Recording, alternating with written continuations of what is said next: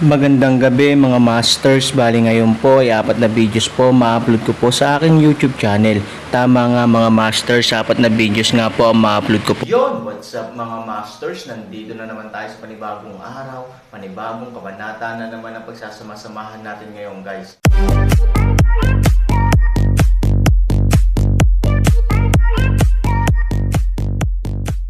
Bali mga masters, kung bago ka pa lang po sa aking YouTube channel, please click the subscribe button, lalong-lalo na po yung notification bell guys, para maging connected pa rin tayo sa isa't isa at maging updated kayo sa mga susunod ko pang video. Bali mga masters, bago natin umpisahan ng kwento ay mag-shoutout po muna tayo para sa mga solid nating tagapakinig. Shoutout kay Jay Ilakas at shoutout kay RB Tuya. Yun na nga mga masters, no? Bali hindi na ito patagalin. In 3, 2, 1, let's go! Mga master, magbabalik tayo sa pag-upload ng 4 na videos everyday simula ngayon araw. Salamat sa solid na pagsuporta mga master. Kabanata 3281 hanggang 3285. Nang lumabas si Ivory sa paaralan, nakita niya si Han Sanchen sa unang pagkakataon. Dahil madalas siyang hinaharangan nina Su Haichao at Su Yihan, hindi niya namamalayan na tumingin sa paligid, na naging isang bagay na hindi namamalayan ni Su Yingxia. Ngunit ang hindi niya inaasahan ay narito ang Aaron. Pagkatapos ng unang pagkikita, nagkaroon ng kakaibang pakiramdam si Ivory. Palagi niyang nararamdaman na ang hitsura ng batang ito ay hindi gaanong simple. At saka, pangatlong beses na itong magkita. Mukhang hinihintay niya ang sarili niya. Dahil madalas siyang binubuli ng iba, madaling maging alerto si Ivory sa isang estranghero. Mag-aalala siya kung ang taong ito ay ipinadala ni Su Haichao para pagtawanan siya. Kaya pagkatapos na makita si Aaron, ibinaba ni Ivory ang kanyang ulo, gustong magpanggap na hindi niya agad nakita, at pagkatapos ay umalis. Nakita ito ni Aaron at dumiretso kay Ivory. Bagamat alam niyang si Ivory ay maaaring may takot at malayo sa kanya, hindi mapigilan ni Aaron na mapalapit sa kanya sa tuwing nakikita niya si Su Yingxia. Kung tutuusin, ito ang magiging asawa niya.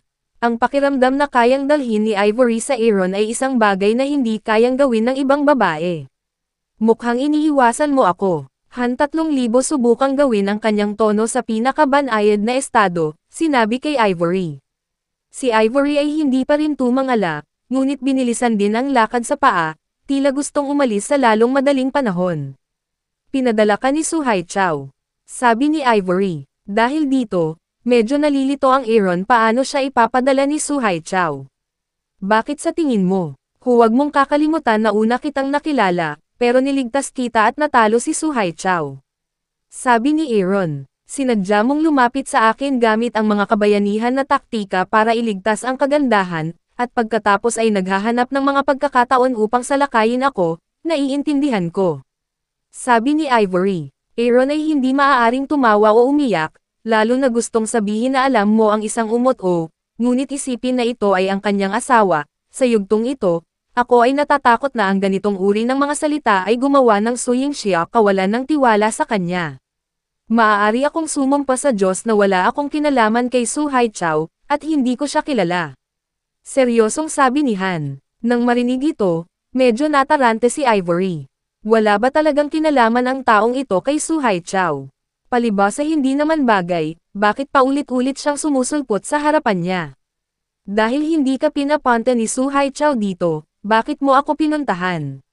Sabi ni Ivory. Sa oras na ito, hindi na kumpleto ni Ivory ang pagbabago ng unang kagandahan sa Cloud City, kaya't ang mga lalaking malapit sa kanya, huwag hayaang maramdaman ni Ivory na ito ay pabor ng ibang tao para sa kanya. Gusto kitang maging kaibigan, okay? Pansamantalang sinabi ni Aaron, ang tono ay tila medyo maingat, dahil natatakot siyang ma-reject ni Ivory. Kaibigan. Natigilan si Ivory. Sa paaralan, wala siyang kaibigan, dahil sinabi ni Su Haichao sa lahat ng tao sa paligid niya na sino man ang maglakas loob na makipagkaibigan sa kanya ay kaaway ni Su Haichao. Si Su Haichao ay may isang tiyak na impluwensya sa paaralan, kaya kahit na ang mga kaklase ay sadyang ilalayo si Su Yingxia, lalo na ang mga kaibigan. Alam mo ba kung ano ang mangyayari kung makikipagkaibigan ka sa akin? Tinanong ni Ivory ang Aaron. Aaron, medyo kakaiba. Sa pagiging kaibigan lang. Ano ang katapusan? Hindi ko masyadong maintindihan ang ibig mong sabihin. Sabi ni Aaron. Hindi pinahihintulutan ni Suhai Chao ang sino man na maging kaibigan ko. Kaaway niya ang kaibigan ko. Maghihiganti siya sa kaibigan ko. Paliwanag ni Ivory. Ginagalit nito si Aaron. Akala niya ay ibubuli ni Suhai Chao si Ivory paminsan-minsan. Hindi niya inaasahan na ganito pala ang gagawin niya. Hindi man lang niya pinayagan si Ivory na magkaroon ng mga kaibigan. Sa kasong ito, sa tingin mo matatakot ako kay Suhai Chao? Aaron Wei. Kung talagang natatakot siya kay Suhai Chao, hindi na niya tatamaan si Suhai Chao noong nakaraan, ngunit hindi iyon nangangahulugan na hindi na magpapatuloy si Suhai Chao na manggugulo para sa kanya. Bukod dito, alam ni Ivory na hiniram ni Suhai Chao ang background ng pamilyang Su at nakilala ang maraming makapangyarihang tao. Ang huling beses na naranasan niya ang pagkawala, ito ay dahil walang tao sa paligid niya. Kung si Suhai Chao ay pinahintulutan na makahanap ng pagkakataon na ilipat ang mga makapangyarihang taong iyon, hindi niya magagawang harapin si Suhai Chao. Mas mabuting pumunta ka kaagad. Huwag kang makita ni Suhai Chao. Hindi siya kasing simple ng iniisip mo. Ipinaalala sa amin ni Ivory na minsan siyang naligtas ng Aaron. Nagpapasalamat siya, kaya ayaw niyang masaktan si Aaron dahil sa kanyang sarili. Tumawa si Aaron. Isa lang itong Suhai Chao. Hindi ba ang pamilyang So ang nasa likod nito? Gaano ito kakomplikado? Ipinikit ni Aaron ang kanyang mga mata at ginamit ang isang daliri para harapin ang pamilyang So. Nag-aalala ka ba sa akin? Nakangiting tanong ni Aaron. Si Ivory ay namula ng hindi maipaliwanag, at direktang namumula sa tenga. Ang ganitong uri ng mapang-akit na anyo, hayaang makita ni Aaron ang puso. Kahit nasa harap ng mas malakas na tukso, kahit ang mga babaeng nakaseksi na nakapose sa harap ng arob, hindi pa siya nakakaramdam ng ganoong pakiramdam. Ngunit ang simpleng pagkamahiyain ni Ivory ay naging sanhi ng Aaron daydream ni Han, at ipinaalala pa sa kanya ang eksena ng kulog at apoy bago siya muling isilang, hindi ako pamilyar sa iyo. Bakit ako mag-aalala sa iyo? Sabi ni Ivory. Nakikita ng Aaron na si Ivory ay ganap na doble, na isang magandang senyales para sa kanya.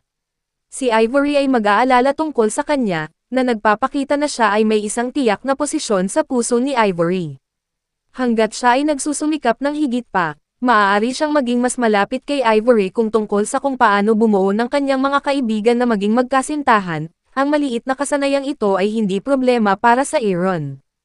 Kung ang Aaron ay hindi maaaring manloko ng isang babae, siya ay ipanganak na muli ng walang kabuluhan, dahil si Suhai Chao ay nananakot. Ikaw, simula ngayon, araw-araw kitang hihintayin na makatapos ng pag-aaral at pauwiin kita paano kung nandito ako, hinding-hindi ka ibububuli ni Aaron, bakit mo pinoprotektahan ako? Nagdududang tanong ni Ivory. Hindi niya akalaing may gusto sa kanya si Aaron dahil napakaraming magagandang babae sa paaralan. Sa bagay na ito, wala man lang siyang kalamangan, dahil kaibigan mo ako. Nagkasundo lang kami, Haven di ba? Nakangiting sabi ni Aaron. Dahil dito, si Ivory ay ganap na hindi makahanap ng dahilan para tumanggi, kahit na hindi rin siya sumang-ayon sa Aaron, ngunit Aaron ay napakawalandiya, tila hindi niya magawang pabulaanan. Habang pinipigilan ni Ivory ang kanyang utak para isipin kung paano sasagutin ang tanong ni Aaron, bigla siyang nakaramdam ng panganib sa kanyang puso. At kadalasan pagkatapos dumating ang pakiramdam na ito ay kapag lumitaw si Suhai Chao. Ang intuition ng kababaihan ay kadalasang napakatumpak, at ang pakiramdam ni Ivory sa aspetong ito ay hindi kailanman napalampas. Nang iangat niya ang kanyang ulo, sigurado, si Ivory kasama ang isang grupo ng mga tao, ay dumating sa malayo. Dahil dito, natarante si Ivory, nagmamadaling sinabi kay Aaron, mas mabuting umalis ka na. Panipi, bakit? Tumawa si Aaron at sinabing nakita ni Ivory si Suhai Chao. Natural, nakikita rin niya ito at naiintindihan niya kung bakit siya papayagan ni Ivory na umalis. Nandito si Suhai Chao, sabi ni Ivory. Umiling si Han Sanchen at sabi, hindi ko tinatanong kung bakit gusto mong umalis, pero bakit ako natatakot kay Suhai Chao.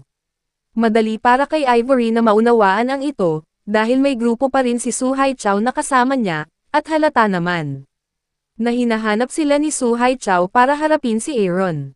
Kung hindi siya aalis ngayon, ano pa ba ang magagawa niya? Tandang pananong. Nag-aalalang sinabi na siya ay binubuli ni Su Haichao, at hindi ito masyadong magagawa ni Su Haichao.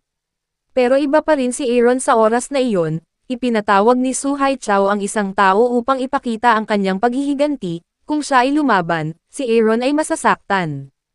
I'm not bulag. Malapit nang mamatay. Ngunit nalaman niyang kalmado ang mukha ni Han Sunny, at tila hindi siya natatakot. Kahit na may katulong si Su Haichao, haharapin pa rin ba niya ito? Anak, pagkatapos ng maraming araw na paghihintay sa iyo, maaari kang ituring na nagpapakita. Si Su Haichao ay natakot kay Bruce Lee noong nakaraan, na isang kaiyahiyang bagay para sa kanya. Pagkatapos ng lahat, hindi niya alam kung ano ang sasabihin tungkol sa pamilyang So. Siya ay mahina ang loob sa harap ng isang maliit na bastard, na naging dahilan para mawalan ng mukha si Su Haichao. Ngunit sa oras na iyon, upang hindi mabugbog, may baba lamang ni Su Haichao ang kanyang figure. Pero iba ngayon, matagal nang inihanda si Su Haichao. Kahit na muling lumitaw si Bruce Lee, hindi siya matatakot. Bukod dito, maaari niyang turuan ng leksyon si Bruce Lee at mailabas ang kanyang galit para sa kanyang sarili. Ito bang mga katulong na magaling kang makipaglaban? Tanong ni Aaron. Napangiti si Su Haichao ng may pagmamalaki. Ang mga taong ito ay talagang nasa kalsada. Para sa kanila, ang pakikipag-away ay parang 3 beses sa isang araw, na kailangan araw-araw. Hindi bale na kaya nilang mag-away. Sa harap ng aking mga kaibigan, ang basura ni Bruce Lee ay hindi isang bagay, alam mo ba kung sino sila? Ngumisi si Su Haichao. Mukhang kailangan kong magpakilala. Sabi mo, makikinig ako. Ang Aaron ay tumawa ng isang paraan, nagbigay kay Su Haichao ng pagkakataong magpakitang gilas. Ang mapagmataas na ekspresyon ni Su Haichao sa kanyang mukha ay naging mas matindi. Natakot talaga siya na hindi man lang siya nagkaroon ng pagkakataong magpakilala, kaya hindi niya maipakita ang kanyang kakayahan. Lahat sila nasa ilalim ng mga kamay ni Ji Yuan. Natatakot ako. Sabi ni Su Haichao. Ano? Han 3,000 isang mukha ay natigilan, manok malayo ito ay isang pangalan. Paano kaya nagkaroon ng kakaibang pangalan? Hindi mo man lang kilala si Ji Yuan, Jij. Su Hai ultra malamig boses paraan, ito ay tila na ito ay isang malaking tao, hindi kilala sa kanya, ay hindi paggalang kahulugan. Ngunit ang Aaron ay hindi pa nakarinig ng tinatawag na kapatid na manok, at ang pangalan ay talagang kakaiba. Paano siya matatawag na kapatid na manok? I'm sorry, hindi ko narinig, pero totoo bang may kakaibang pangalan? Curious na tanong ni Aaron. Ang pangungusap na ito ay halatang galit ang mga mukha ni Su Haichao, dahil ang pagganap ni Aaron ay walang galang kay Kuya Ji. Anak, panatilihing malinis ang iyong bibig. Gusto mong mamatay, hindi ba? Maniwala ka man o hindi, bibigyan kita ng isang pares ng kamay at paa. Ilang tao ang nagbanta sa Aaron. Sa harap ng mga salitang ito, ang Aaron ay walang malasakit pa rin. Sa kanyang opinyon, ang lalaking ito na nagngangalang Ji Yuan ay hindi dapat maging isang malaking tao. Kung hindi, paanong hindi niya ito maririnig? Sa tingin niya ay isa lamang itong maliit na lalaki na nakatira sa teritoryo ng Moyang. Hindi ko alam, hindi ba? Inosenteng sabi ni Aaron. Ang pagpapakilala ni Su Haichao ay upang ipakita na kilala niya ang isang malaking tao, ngunit hindi siya kilala ni Aaron, na ginagawang hindi nakakamit ang kanyang layunin, kaya hindi maiiwasang medyo ayaw niya. Ipinagpatuloy niya ang pagsasabi sa Aaron, ang kapatid na manok ay ang taong pinagkakatiwalaan. Dapat mong malaman ang tungkol sa Aaron. Tumawa si Aaron. Nasa ilalim pa rin pala siya ng kamay ni Moyang. Gayunpaman, paano magkakaroon ng kamay ang lalaking ito na nagngangalang Kuya Ji? Hindi niya ito binanggit bago siya isilang muli. Staff pala ni Moyang. Kung mas maaga mo itong ipinakilala, you can achieve the purpose of showing. Sayang nga kahit personal na dumating si Moyang, ano ang problema? Nakangiting sinabi ni Han Sanchen na kakakilala lang niya kay Moyang, at ang pamilya Chen ay malapit nang sirain ni Moyang mismo dahil sa pananakit sa kanya. Sa mga tuntunin ng lakas ng pamilya, ang pamilyang Chen ay mas mataas kaysa sa pamilyang So. Maging ang pamilya Chen ay mabubunot. Utot ba ang pamilyang Su? Boy, how dare you call the boss by his name? Ayaw mo nang mabuhay, kung gusto mong mamatay, matutulungan na kita ngayon. Biglang nagalit ang maliliit na bastard na iyon, dahil direktang tinawag ni Aaron ang pangalan ni Moyang. Sa kanilang opinyon, ito ay walang galang kay Moyang, na talagang hindi pinapayagang mangyari. Nang makita ito ni Su Haichao, hindi niya maiwasang mapangiti. Orihinal na nilayon niyang hayaan ang mga taong ito na turuan ng leksyon ang Aaron, ngunit ngayon ay tila ang kapalaran ni Aaron ay hindi kailanman magiging kasing simple ng pinsala. Ang pagwawalang bahala kay Moyang ay halos isang malaking krimen sa Yuncheng, at walang sino man ang makakaligtas. Ivory, saan mo nakita ang hanggal na ito? How dare you be so irrespectful to boss mo? Sabi ni Su Haichao kay Ivory. Natakot din si Ivory nang marinig niya ang mga salita ni Aaron ngayon lang. Bagamat bata pa siya, halos lahat ng mga batang mahigit 3 taong gulang ay nakarinig na tungkol kay Moyang. Siyempre, naiintindihan niya kung gaano kalakas si Moyang. Sa mga salita ni Aaron ngayon, kung marinig ni Moyang ang mga ito, mamamatay siya. Pansinin mo ang iyong mga salita, si boss mo ay nasa Cloud City. Paalala ni Ivory kay Aaron. Tumawa si Su Haichao, dahil huli na para ipaalala sa kanya.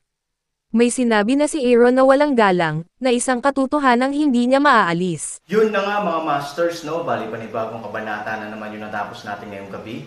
Muli, maraming salamat po talaga sa walang sawang suporta po sa aking YouTube channel na talagang inaabangan nyo po ang bawat upload ko po. Bali mga masters, magkita-kita ulit po tayo bukas ng gabi at ngayon po ay magpapaalam po muna tayo. Bali mga masters, bye-bye!